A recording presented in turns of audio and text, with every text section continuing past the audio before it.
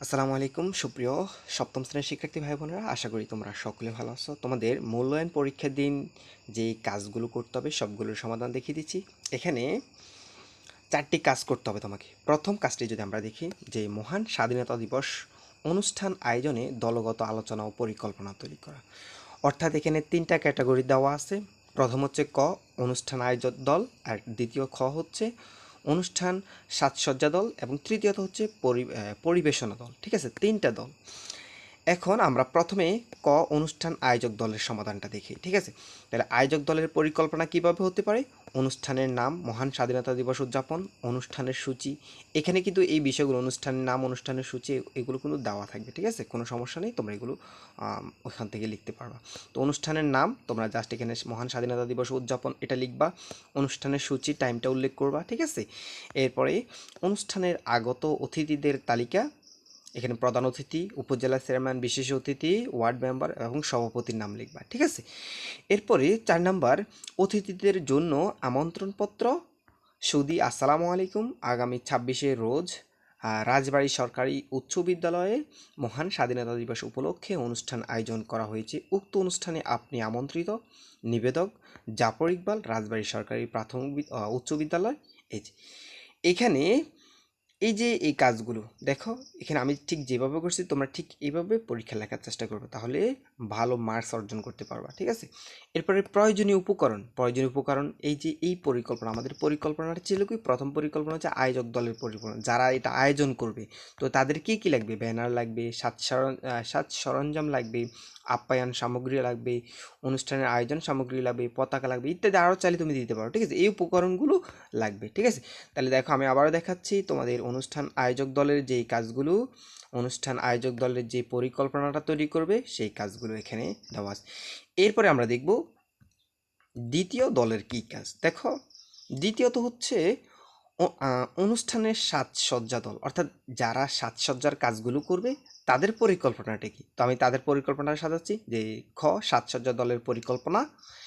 অনুষ্ঠান থেকে উপকরণ ব্যবহার করে একটি আলপনা আঁকো। ঠিক আছে, এখানে আলপনার নমুনা দেওয়া আছে, তোমরা এর থেকে বেটার আঁকতে পারলেও কোনো সমস্যা নেই। এই আলপনাগুলো জাস্ট পরীক্ষার খাতায় রং পেন্সিল রং ব্যবহার করে নিয়ে যাবে। যদি বাড়ি থেকে নিয়ে যাবা, যদি স্যাররা দেয় তখন স্যারদেরটা ব্যবহার করে আঁকবা। ঠিক আছে, ওকে।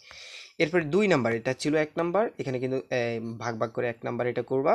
2 নাম্বার হচ্ছে তোমাকে নাচ গান অভিনয়ের জন্য সাজসজ্জার তালিকা তৈরি করতে হবে। যেমন তোমার কি কি লাগবে? রং কলম লাগবে, পোশাক লাগবে, পতাকা লাগবে, মেকআপ বক্স লাগবে, বাদ্যযন্ত্র লাগবে, গিটার লাগবে, সাউন্ড বক্স লাগবে। ঠিক আছে, এই কাজগুলো তোমার লাগবে। আচ্ছা, এর পরবর্তীতে দেখো কৃষিক্ষেত্রা, আমরা এর পরবর্তীতে যদি দেখি, ওই যে আমাদের আম, এবার হচ্ছে পরিবেশনা দল।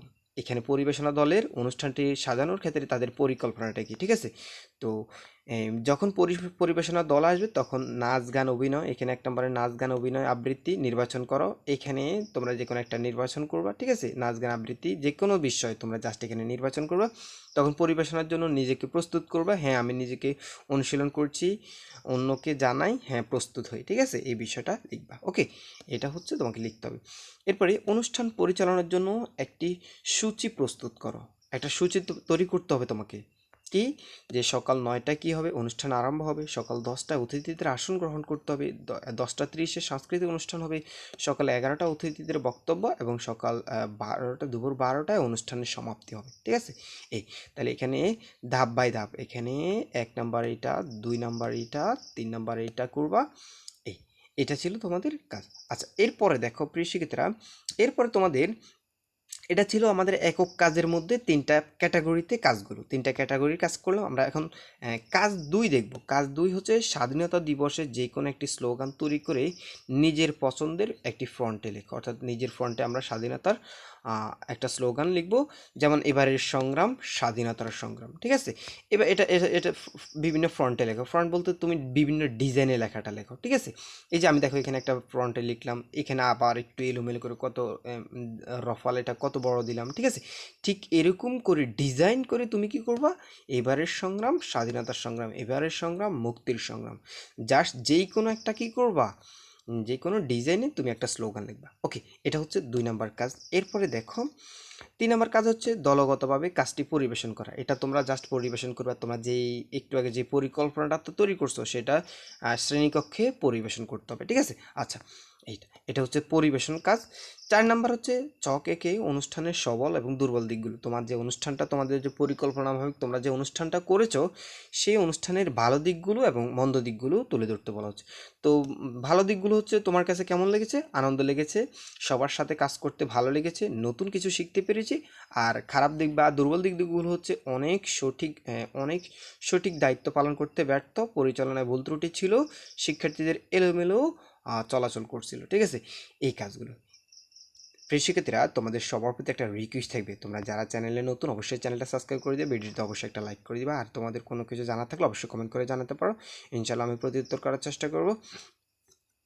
ধন্যবাদ সবাইকে।